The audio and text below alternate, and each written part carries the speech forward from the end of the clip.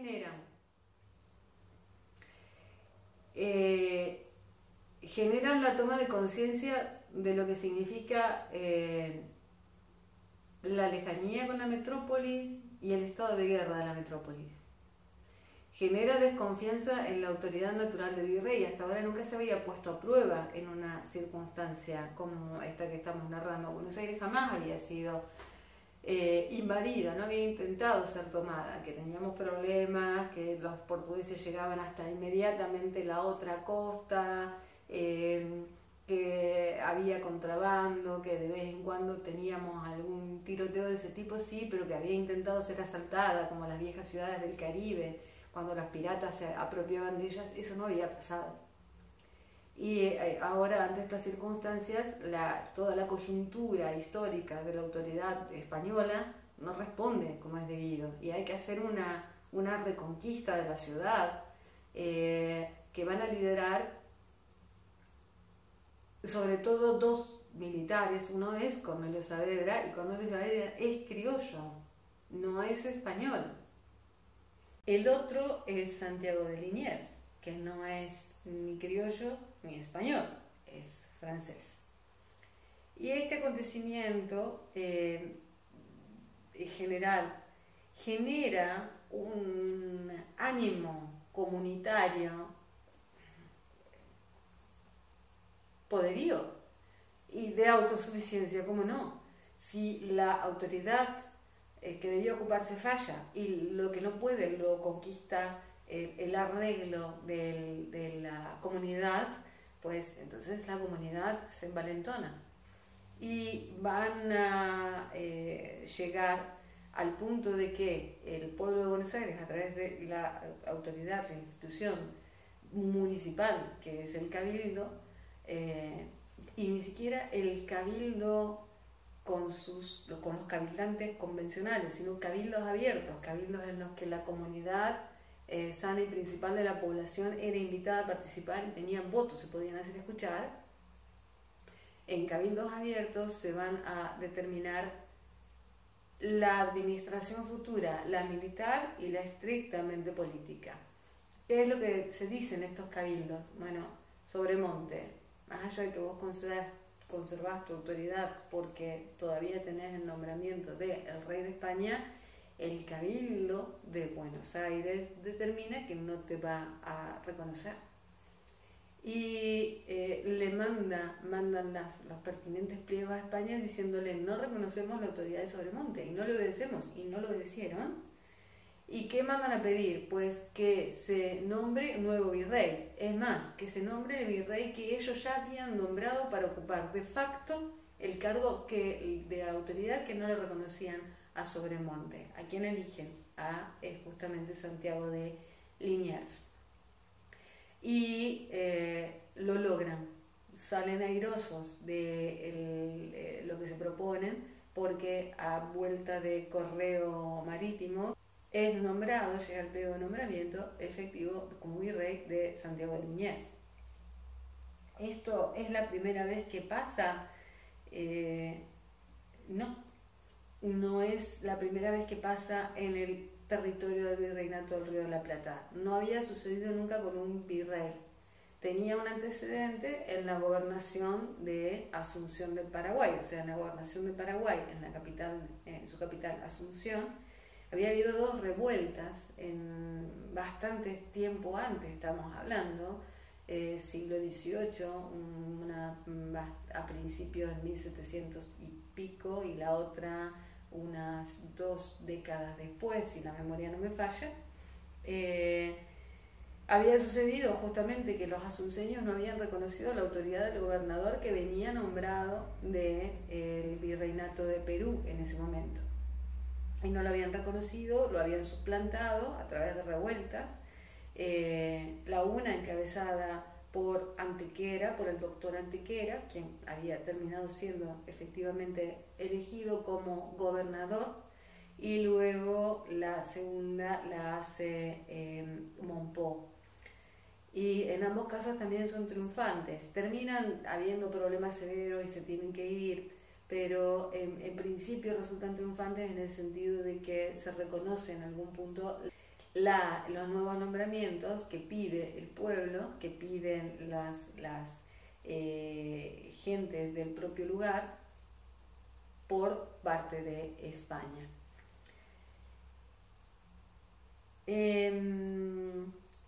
Y lo adelanto desde ya porque uno no deja de prestarle atención a estos detalles que luego van a ser tan trascendentes. Una de las provincias que dio apoyo, que prestó apoyo en los dos levantamientos y que luego también intervino en las guerras guaraníticas, fue la provincia más díscola de toda la primera parte de la organización nacional, que es Corrientes. La muy altiva Corrientes estuvo participando en los dos levantamientos de la gobernación de Asunción del Paraguay.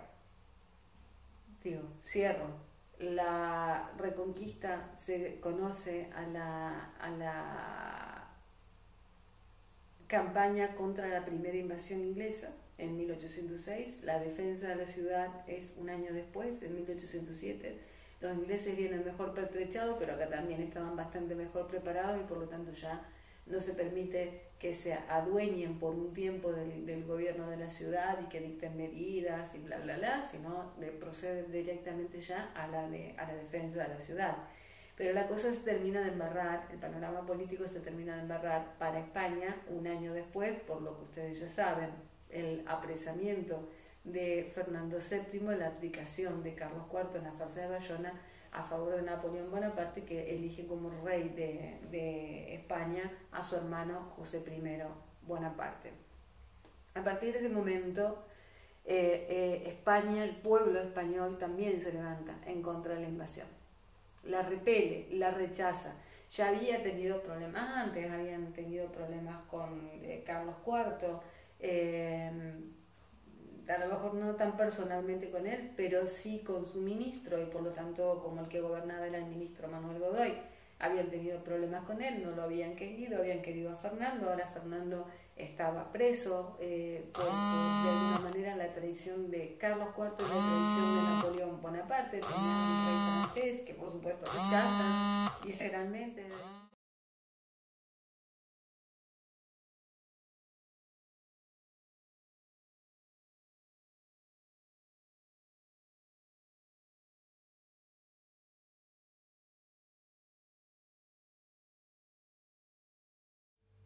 Bien, continuando entonces con lo que les dije y no nos sirve el del video anterior, el pueblo español que quería a Fernando no puede tener a Fernando, pero tampoco acepta el gobierno de José Bonaparte. Entonces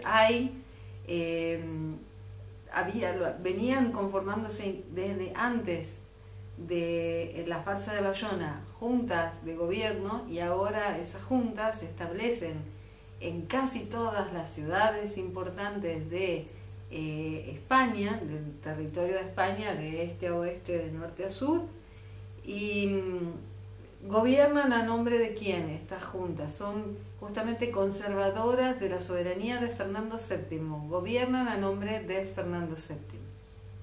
¿Haciendo uso de qué? Haciendo uso de la teoría de la retroversión del poder al pueblo, que todos conocían y que se prestaba extraordinariamente bien, porque el caso de Acefalía era uno de los casos que el padre Suárez había contemplado justamente para que el poder retrotraiga al pueblo. Por lo tanto, las juntas en realidad lo que hacen es reasumir el poder del monarca mientras se mantenga el estado de incapacidad de gobernar de Fernando, porque no podía obviamente ejercer el trono. Esta multitud de juntas van a estar subsistiendo e incluso van a tener algún momento de gloria cuando al poco que que José I se instala, hay un enfrentamiento de las tropas francesas con las tropas de la resistencia española, guerra a la que los españoles suelen llamar Guerra de la Independencia Española, y algunos historiadores locales también, Guerra de la Independencia Española. Todo este tiempo de resistencia a los franceses, empiezan con una batalla una batalla famosa que es la batalla de Bailén. Las fuerzas españolas ganan, famosa incluso para nosotros, o conocida para nosotros, sino ya como una epopeya que hace nuestra historia por el hecho de que en la batalla de Bailén, para las fuerzas que luchaban por España, por supuesto, participa un joven José de San Martín. Pero bien, como les venía diciendo, esta batalla, que es un cimbronazo en la estructura de poder de los franceses, porque los franceses no pierden prácticamente en ningún lugar y tienen una tropa súper profesional y se chocan contra la resistencia casi de guerrillas que tiene España y pierden, hace que Napoleón haga, por supuesto, una movida, disponga de remediar la situación. Y además está decir que la presencia del mismo Napoleón en persona y con el refuerzo militar torna exitosa la controversia a favor de los franceses, y los españoles van siendo vencidos. Napoleón no llega ni siquiera a Madrid, o sea, lo que se asegura es básicamente de que el hermano esté instalado y que en adelante haga las cosas más o menos bien, lo deja bien pertrechado y él se va a otros frentes de batalla. Pero los franceses a partir de ahí tienen victoria tras victoria tras victoria en relación a los españoles.